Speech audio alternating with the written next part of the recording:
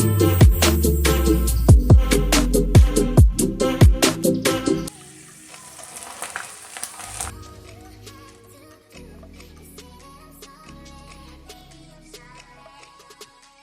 Guys, welcome to Appa's kitchen. ಈ ವಿಡಿಯೋದಲ್ಲಿ ಈರುಳ್ಳಿಕಾಯಿ ಉಪ್ಪಿನಕಾಯಿ ಯಾವ ಥರ ಮಾಡೋದು ಅಂತ ಹೇಳ್ಕೊಡ್ತೀನಿ. ಈಸಿಯಾಗಿ ಮನೇಲೇ ಟ್ರೈ ಮಾಡ್ಬೋದು. ಹೊರಗಡೆ ಬೇಕ್ರಿಯಲ್ಲೆಲ್ಲ ಸಿಗೋ ಥರ ಈರುಳ್ಳಿಕಾಯಿ ಉಪ್ಪಿನಕಾಯಿ ಥರನೇ ನಾವು ಮನೇಲೇ ಟ್ರೈ ಮಾಡ್ಬೋದು. ಇಲ್ಲಿ ನಾನು 4-5 ಈರುಳ್ಳಿಕಾಯಿನ ತೊಗೊಂಡಿದ್ದೀನಿ. ಸೊ ಇದರಲ್ಲಿರೋಂಥ ಪಲ್ಪ್ನ ನಾನು ಒಂದು ಬೌಲಲ್ಲಿ ಸ್ಕ್ವೀಸ್ ಮಾಡ್ಕೊತಾ ಇದ್ದೀನಿ. ಅದರಲ್ಲಿರೋ ಬಿತ್ತ ಎಲ್ಲನೂ ತಗೊಬೇಕು. ಸೊ ನಾನು ಆಲ್ಮೋಸ್ಟ್ 4-5 ಕಾಯಿ ತೊಗೊಂಡಿದ್ನಲ್ಲ, ಅದ್ರದ್ದು ಪಲ್ಪ್ನ ನಾನು ಒಂದು ಬೌಲಲ್ಲಿ ಸ್ಕ್ವೀಸ್ ಮಾಡಿ ಎತ್ತಿಟ್ಕೊತಾ ಇದ್ದೀನಿ. ಕಾಯಿ ಜ್ಯೂಸ್ ಯಾವ ಥರ ಮಾಡೋದು ಅಂತ ನಾನು ಡಿಸ್ಕ್ರಿಪ್ಷನಲ್ಲಿ ಲಿಂಕ್ ಹಾಕಿರ್ತೀನಿ, ಒಂದ್ಸಲ ಚೆಕ್ ಮಾಡಿ ನೋಡಿ. ಇವಾಗ ಈ ಈರುಳ್ಳಿಕಾಯಿ ಸಿಪ್ಪೆನ ನಾವು ನೀಟಾಗಿ ಸಣ್ಣಕ್ಕೆ ಕಟ್ ಮಾಡ್ಕೊಬೇಕು. ನಾನು ಎಲ್ಲನೂ ಅಷ್ಟೇ ಮೀಡಿಯಮ್ ಸೈಜಲ್ಲಿ ಕಟ್ ಮಾಡ್ಕೊತಾ ಇದ್ದೀನಿ, ಉಪ್ಪಿನಕಾಯಿ ಮಾಡ್ಕೊಳ್ಳೋದಕ್ಕೋಸ್ಕರ. ಸೊ ನಮಗೆ ಒಂದು ಈರುಳ್ಳಿಕಾಯಿ ತೊಗೊಂಡ್ರೆ ಅದು ನಮಗೆ ಯಾವುದೂ ವೇಸ್ಟೇ ಆಗೋಲ್ಲ. ಅದ್ರ ಪಲ್ಪಿಂದ ಜ್ಯೂಸ್ ಮಾಡ್ಕೊಬೋದು. ಸೊ ಅದ್ರದ್ದು ಸಿಪ್ಪೆಯಿಂದ ಉಪ್ಪಿನಕಾಯಿ ಮಾಡ್ಕೊಬೋದು. ಈರುಳ್ಳಿಕಾಯಿಂದ ನಮ್ಗೆ ಎಷ್ಟು ಬೆನಿಫಿಟ್ ಇದೆಯೋ ಅದ್ರ ಫ್ರೂಟಿಂದನೂ ನಮ್ಗೆ ಅಷ್ಟೇ ಬೆನಿಫಿಟ್ ಇದೆ. ಸೊ ಯಾವುದು ವೇಸ್ಟೇ ಆಗಲ್ಲ, ಝೀರೋ ವೇಸ್ಟ್ ಇದ್ದಂಗೆ ಇದು. ಯಾಕೆ ಈರುಳ್ಳಿಕಾಯಿ ಯಾರಿಗೂ ಇಷ್ಟ ಆಗಲ್ಲ ಅಂದರೆ, ಲೆಮನ್ಗಿಂತ ಜಾಸ್ತಿ ಹುಳಿ ಇರುತ್ತೆ ಮತ್ತು ಹಾಗಲಕಾಯಿಗಿಂತ ಜಾಸ್ತಿ ಕಹಿ ಇರುತ್ತೆ, ಅಷ್ಟೇ ಡಿಫ್ರೆನ್ಸು. ಸೊ ಇದನ್ನು ನಾನು ಮೀಡಿಯಮ್ ಸೈಜಲ್ಲಿ ಕಟ್ ಮಾಡ್ಕೊಂಡಿದ್ದೀನಿ. ಯಾಕಂದರೆ ನಾವು ಈರುಳ್ಳಿಕಾಯಿನ ಸಾಲ್ಟಲ್ಲಿ ಹಾಕಿ ಅಬ್ಸರ್ವ್ ಮಾಡ್ಕೊಳ್ಳೋಕೆ ಬಿಡಬೇಕು, ಆವಾಗ ಅದು ಇನ್ನೂ ಸ್ಮಾಲ್ ಸೈಜ್ ಆಗಿಬಿಡುತ್ತೆ. ಅದಕ್ಕೆ ನಾನು ಮೀಡಿಯಮ್ ಸೈಜಲ್ಲಿ ಕಟ್ ಮಾಡ್ಕೊಂಡಿದ್ದೀನಿ. ನಾನು ಉಪ್ಪಿನಕಾಯಿ ಮಾಡೋಕ್ಕೆ ಗ್ಲಾಸ್ ಜಾರ್ನ ತೊಗೊಂಡಿದ್ದೀನಿ. ನೀವು ಬೇಕಿದ್ರೆ ಸಿರಾಮಿಕ್ದು ತೊಗೊಬೋದು. ಇಲ್ಲಿ ನಾನು ಫಸ್ಟ್ ಲೇಯರು ಈರುಳ್ಳಿಕಾಯಿ ಸಿಪ್ಪೆನ ಹಾಕೊಂಡಿದ್ದೀನಿ. ಅದ್ರ ಮೇಲೆ ಕಲ್ಲುಪ್ಪನ್ನ ಯೂಸ್ ಮಾಡ್ತಾಯಿದ್ದೀನಿ. ಕಲ್ಲುಪ್ಪನ್ನ ಯೂಸ್ ಮಾಡಿ ಸಾಲ್ಟ್ ಬೇಗ ಅಬ್ಸರ್ವ್ ಆಗುತ್ತೆ.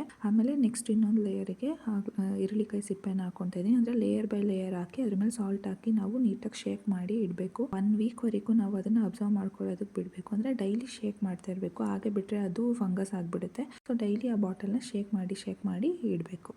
ಯಾವುದೇ ಉಪ್ಪಿನಕಾಯಿ ಮಾಡುವಾಗ ಗ್ಲಾಸ್ ಇಲ್ಲ ಸಿರಾಮಿಕ್ ಕಂಟೈನರ್ಸ್ನ ಯೂಸ್ ಮಾಡಿ, ಪ್ಲಾಸ್ಟಿಕ್ ಕಂಟೈನರ್ನ ಯೂಸ್ ಮಾಡಬೇಡಿ. ಯಾಕಂದ್ರೆ ಅದು ಸಿಟ್ರಿನ್ ಇರೋದ್ರಿಂದ ಪ್ಲಾಸ್ಟಿಕ್ ಅಬ್ಸರ್ವ್ ಆಗಿಬಿಡುತ್ತೆ. ನಾನು 1 ವೀಕ್ ಆದಮೇಲೆ ಮತ್ತೆ ವಿಡಿಯೋನ ಮಾಡ್ತಾ ಇರೋದು. ಸೊ 1 ವೀಕ್ ಆದಮೇಲೆ ಇದು ಈ ಥರ ಕಲರ್ ಚೇಂಜ್ ಆಗಿರುತ್ತೆ. ಸೊ ಅದಕ್ಕೆ ನಾನು ಅಂದರೆ ಸ್ವಲ್ಪ ಸಾಫ್ಟ್ ಆಗಿರುತ್ತೆ. ಈರುಳ್ಳಿಕಾಯಿದು ಮೇಲ್ಗಡೆ ಚಿಕ್ಕ ಲೇಯರ್ ಏನಿದೆ ಅದು ಸ್ವಲ್ಪ ಸಾಫ್ಟ್ ಆಗಿರುತ್ತೆ. ಅದಕ್ಕೆ ನಾನು ಸ್ವಲ್ಪ ಖಾರದ ಪುಡಿ ಮತ್ತು ಅರಿಶಿಣದ ಪುಡಿ ಹಾಕಿ ಮಿಕ್ಸ್ ಮಾಡ್ಕೊತಾ ಇದ್ದೀನಿ. ನೆಕ್ಸ್ಟ್ ನಾವು ಅದಕ್ಕೆ ಒಂದು ಮಸಾಲೆನ ಮಾಡ್ಕೊಬೇಕು. ಸಾಸಿವೆನ ತೊಗೊಂಡಿದ್ದೀನಿ ಮತ್ತು 1 ಟೇಬಲ್ ಸ್ಪೂನ್ ಮೆಂತ್ಯ ತೊಗೊಂಡಿದ್ದೀನಿ. 2 ಸೇಮ್ ಮೆಷರ್ಮೆಂಟಲ್ಲಿ ತೊಗೊಂಡು ನೀಟಾಗಿ ಕೆಂಪಗಾಗೋವರೆಗೂ ಚಟಪಟ ಅಂತ ಸೌಂಡ್ ಬರಬೇಕು. ಅಲ್ಲಿವರೆಗೂ ಅದನ್ನು ನೀಟಾಗಿ ಹುರ್ಕೊಬೇಕು. ಹುರ್ಕೊಂಡು ನಾನು ಕುಟಾಣಿಗೆ ಹಾಕ್ಕೊಂಡು ಅದನ್ನು ಪೌಡರ್ ಮಾಡ್ಕೊತಾ ಇದ್ದೀನಿ. ಈ ಥರ ಫೈನ್ ಪೌಡರ್ ಆಗಬೇಕು.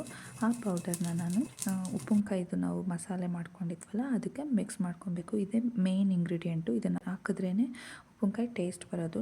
ನಂಗೆ ಅದು ಪೌಡರ್ ಆದಮೇಲೆ ಒಂದು 2 ಟೇಬಲ್ ಸ್ಪೂನ್ ಏನೋ ಆಯಿತು, ಅದನ್ನು ಹಾಕೊಂಡು ನೀಟಾಗಿ ಮಿಕ್ಸ್ ಮಾಡ್ಕೊತಾ ಇದ್ದೀನಿ. ಒಗ್ಗರಣೆ ಪ್ಯಾನ್ ತೊಗೊಂಡಿದ್ದೀನಿ. ಅದಕ್ಕೆ ಒಂದು 3 to 4 ಟೇಬಲ್ ಸ್ಪೂನ್ ಆಗೋಷ್ಟು ಆಯಿಲ್ ಹಾಕ್ಕೊಂಡಿದ್ದೀನಿ. ಅದಕ್ಕೆ ಸಾಸಿವೆ ಮತ್ತು ಇಂಗನ್ನ ಹಾಕ್ಕೊಂಡಿದ್ದೀನಿ ಮತ್ತು ಒಣಮೆಣ್ಸಿನ್ಕಾಯಿ ಹಾಕ್ಕೊಂಡಿದ್ದೀನಿ. ಬೆಳ್ಳುಳ್ಳಿನ ನೀಟಾಗಿ ಸಿಪ್ಪೆ ತೆಗೆದು ಕುಟಾಣಿಯಲ್ಲಿ ಕುಟ್ಟು ಅದನ್ನು ಹಾಕ್ಕೊತಾ ಇದ್ದೀನಿ. ಅದು ನೀಟಾಗಿ ಆದಮೇಲೆ ನಾನು ಉಪ್ಪಿನಕಾಯಿಗೆ ಹಾಕ್ಕೊಬೇಕು. ನಾವು ಏನಕ್ಕೆ ಒಗ್ಗರಣೆ ಮಾಡ್ತಾಯಿದ್ದೀವಿ ಅಂದರೆ ಅದೊಂದು ಟೇಸ್ಟ್ ಇರುತ್ತೆ ಮತ್ತು ಎಣ್ಣೆ ಜಾಸ್ತಿ ಹಾಕಿದಷ್ಟು ಆ ಉಪ್ಪಿನಕಾಯಿ ಕೆಡೋದಿಲ್ಲ, ತುಂಬ ದಿನ ನಾವು ಇಟ್ಕೊಬೋದು. ಅದಕ್ಕೆ ನಾನು ಜಾಸ್ತಿ ಆಯಿಲ್ ಹಾಕಿ ಒಗ್ಗರಣೆ ಮಾಡಿ ಉಪ್ಪಿನಕಾಯಿಗೆ ಹಾಕ್ಕೊತಾ ಇದ್ದೀನಿ.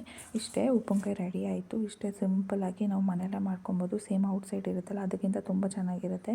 ಸೊ ಇದನ್ನು ನಾವು ಒಂದು 1 ಮಂತ್ವರೆಗಾದರೂ ಈ ಗ್ಲಾಸ್ ಕಂಟೈನರಲ್ಲಿ ಸ್ಟೋರ್ ಮಾಡಿ ಇಡ್ಬೋದು. ಅಂದರೆ ಡೈಲಿ ಸ್ವಲ್ಪ ಶೇಕ್ ಮಾಡಬೇಕಷ್ಟೇ. ಆಯಿಲ್ ಜಾಸ್ತಿ ಹಾಕಿರ್ತೀವಲ್ವ, ಏನು ಕೆಡೋದಿಲ್ಲ. ಯಾವುದೇ ಸ್ಪೂನ್ ಏನು ಹಾಕಬೇಡಿ. ಟ್ಯಾಪ್ನ ಕ್ಲೋಸ್ ಮಾಡಿ ಇಟ್ಟರೆ ಆಯಿತು.